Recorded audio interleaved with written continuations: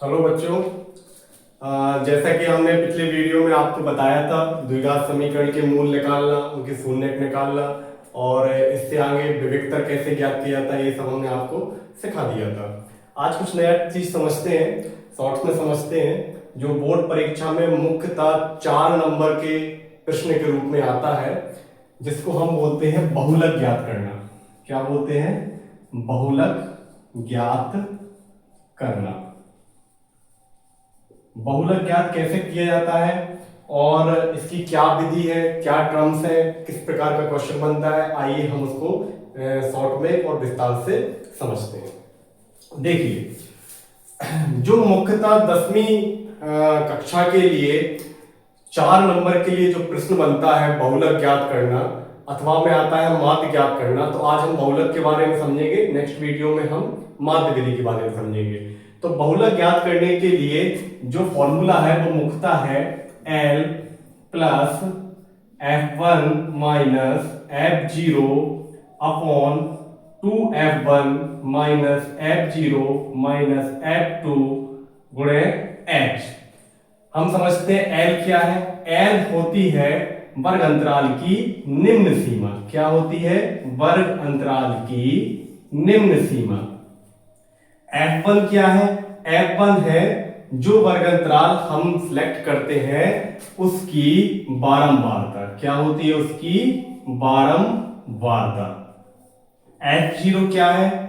F0 जो वर्ग अंतराल हम सिलेक्ट करते हैं उसके ठीक पहले वाले या पूर्व वाले वर्ग अंतराल की बारंबारता।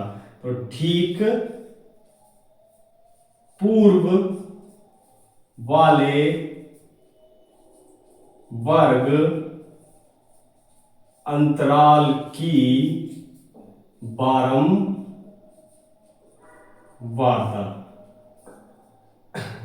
F2 क्या है? F2 जो वर्ग अंतराल हम सिलेक्ट करते हैं F1 उससे ठीक बाद वाले वर्ग अंतराल की बारंबारता। तो ठीक बाद वाले वर्ग अंतराल की बारंबारता। ओके, नेक्स्ट क्या बचा है? H। H होता है वर्ग माप। क्या कहलाता है? वर्ग माप।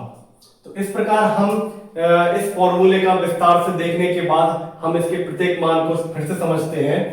ये जो मुख्यतः फॉर्मूला है ये बहुलक ज्ञात करने का फॉर्मूला है। L plus F1 minus F0 upon 2F1 minus F0 minus F2 गुणे H, जहां L कहलाता है जो वर्ग अंतराल हम सिलेक्ट करते हैं उसकी निम्न सीमा।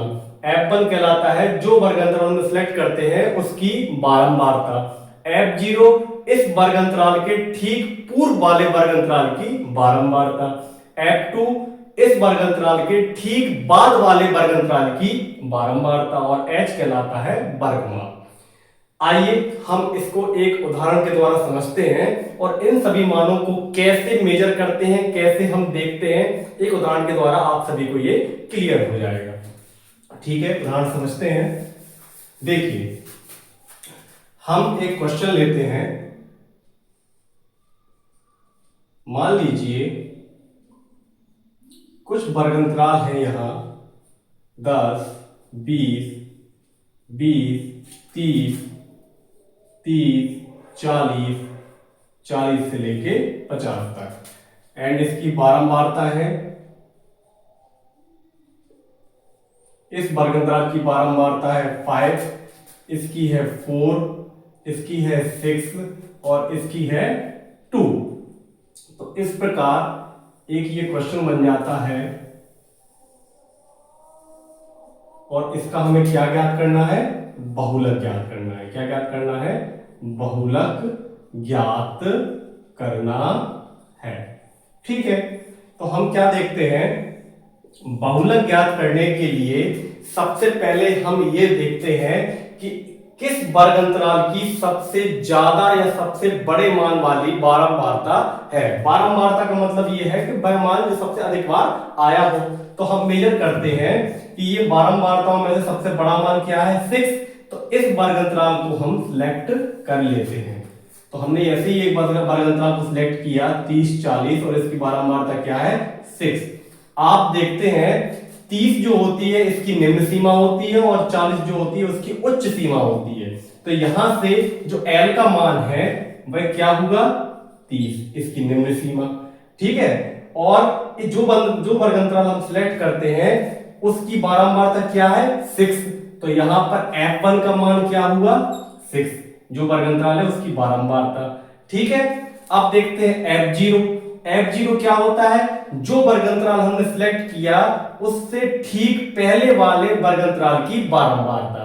तो इसके ठीक पहले वाला वर्ग अंतराल कौन सा है 20 30 के बीच, और इसकी बारंबारता क्या है 4। तो F0 का मान क्या है 4।